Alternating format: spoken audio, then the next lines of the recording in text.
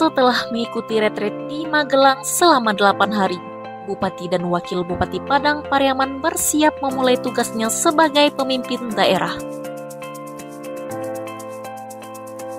Rombongan Bupati Haji John Kennedy Aziz beserta Ibu Ketua TPPKK Nyonya Nita Aziz dan Wakil Bupati Rahmat Hidayat beserta Ibu Ketua GOW Nyonya Resti Yulandari Rahmat tiba di Bandara Internasional Minangkabau sekitar pukul 11 waktu Indonesia Barat pada Minggu 2 Maret 2025. Kedatangan pasangan Bupati dan Wakil Bupati ini disambut dengan meriah oleh unsur Muspida, Sekretaris Daerah, staf ahli, asisten, serta kepala perangkat daerah.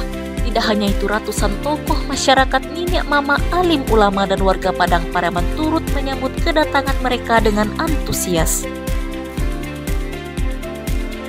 Penyambutan dimulai dengan tari gelombang yang khas, dilanjutkan dengan salam hangat bersama para tamu undangan. Rombongan kemudian beristirahat sejenak di ruang VIP bandara sebelum melanjutkan perjalanan ke Masjid Agung Syekh Burhanuddin untuk menunaikan sholat zuhur berjamaah.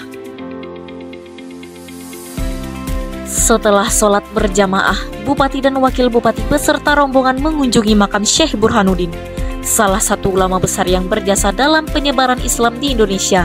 Di kompleks makam, mereka memanjatkan doa bersama yang dipimpin oleh Imam Khatib setempat. Bupati John Kennedy Aziz menjelaskan kunjungan ini sebagai bentuk penghormatan terhadap perjuangan Syekh Burhanuddin dalam mengembangkan ajaran Islam di Nusantara dan juga untuk mengenalkan situs tersebut sebagai ikon wisata religi di Sumatera Barat.